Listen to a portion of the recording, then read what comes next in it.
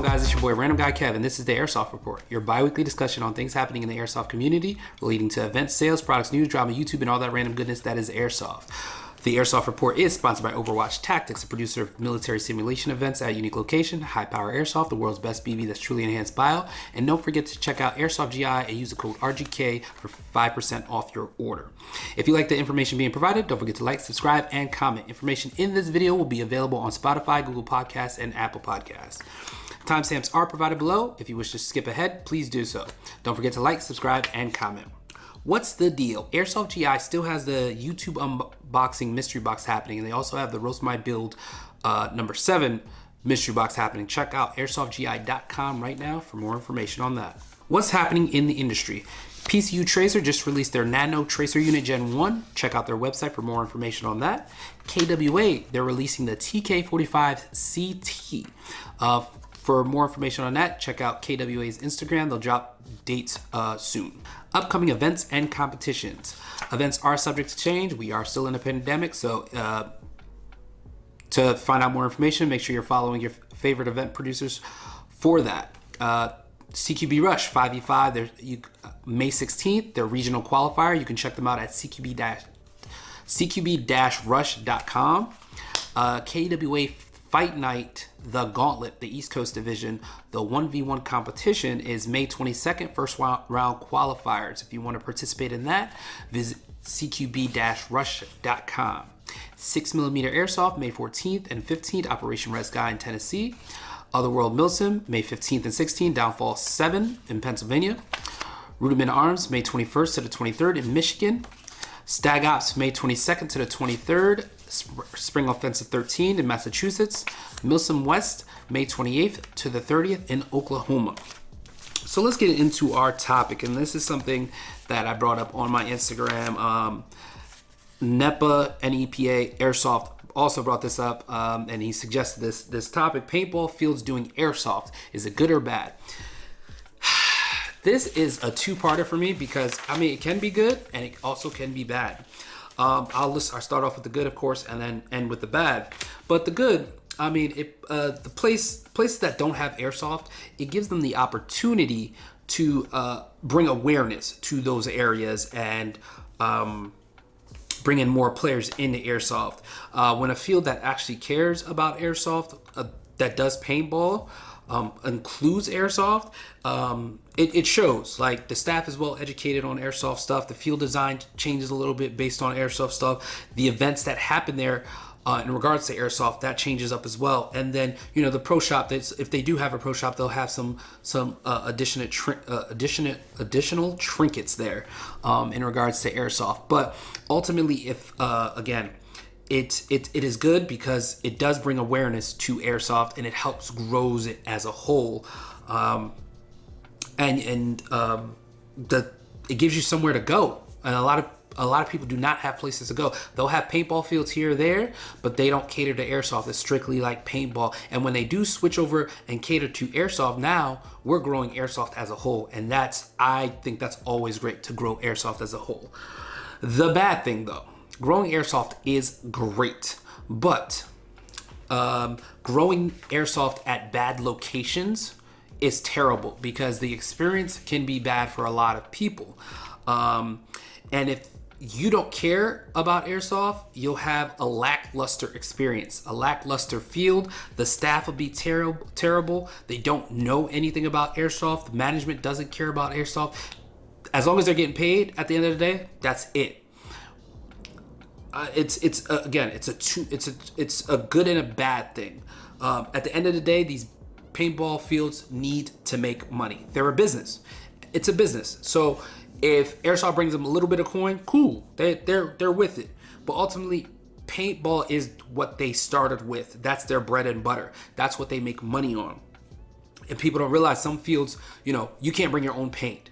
If you're gonna buy, you need to buy, you know, the paint there, and they make money off that. They make money off admission rentals, and you end up spending at least 150 to 200 per person if they're there, you know, for an hour or two. Like, that's their breadwinner. And Airsoft, they might make maybe $50 or $60 off of, they'll go with the bigger piece of the pie because they make more money off of that, and it's understandable. My thing is, I also don't like playing in paint.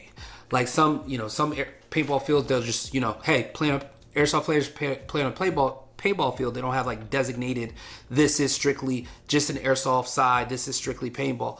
It's like, man, now I gotta make sure I'm watching myself before I like bump into a building, because I don't want to get paint smeared all over me. That sucks. Events. Sometimes fields don't care about airsoft events. You could have a big, massive paintball field that could cater to like one of these big event producers, but sometimes they don't care for that. They care more about their paintballers because they'll make a return on them versus on paintball, versus on airsoft. But we'll get back to the event one shortly. We'll jump back to that. We'll give you a second. Paintball is always the priority. Point blank period. Paintball will always be the priority because that's their breadwinner. That's the one they make the most money off of. And they'll care more about that. If they don't care, a lot of fields, they will cater to airsoft maybe once or twice a month. But I mean, other times it's just like, it is what it is. It's airsoft. Who cares? We got our paintball. We make our money off of paintball. And you get those owners that do not care about airsoft, and you just gotta kind of suck it up and move on from there. And again, at the end of the day, it's a business. So they need to make money to stay afloat. So they'll go with the best business decision to keep moving forward. Back to the events. Recently, a field in New Jersey called On Target Paintball had an event hosted by Grimnir Tactical. I didn't get an opportunity to actually participate because I was being an adult, but I went by, chatted up with a bunch of people that I know that was going, and I saw that they still had paintball. So my thing is, if you're having an event producer, you're having an event producer come and put on an event at your field, common courtesy would be to, let's close off paintball, let the airsoft guys have it this week, because it was a 48 hour event, maybe, I believe. 30 hour. It was something. They were overnight. They were sleeping there on the field. So my thing is, if you're trying to push yourself more into the airsoft realm and promote your field to event producers, and event producers are watching that you're doing this, they're going to be like, oh, let's see what's going on over there. Okay. Oh, they still got paintball happening at the same time. That's questionable. I can't get the entire field. That means I have to split the field with, my event and then paintball. To me, I feel like that's somewhat disrespectful. That, in my personal opinion, I feel like that's somewhat disrespectful because we decided to come out here and host an event, and you decided to still have your paintball going on. Granted, the field is big, but at the same time, now I have to watch out for paintball players, coming over to the airsoft side and, maybe shooting somebody accidentally. Now I got to watch my guys making sure they don't shoot them accidentally. It's a whole lot going on. Why can't you just, for this weekend, cancel paintball, let's do airsoft, and let's make this a win, because that potential win could open the door for other bigger producers, airsoft producers, to come in and be like, hey, we want to use your field. What's good? How can we go about it? And start that discussion. And that's my opinion on that. I feel like that whole situation, I felt like it was not the best, in my opinion. But something from my homie Kaber, who is a field owner out in California, he said, if you think a field is toxic, but you still give them money, you're part of the problem. Think about that. Because fields that you don't you continue to support, but they don't treat you right, and they don't give back to the community, or don't do something for the community to make things right, in a sense, or help grow the community, why invest money in there? That's why invest money. And this is why I don't go to particular fields. When people be like, hey, let's go to this field, I'm like, I do not go to that field because I do not like it. 1, management. 2, staff, field layout. And I give you guys these reasons why, because it's just one of those things that I get it.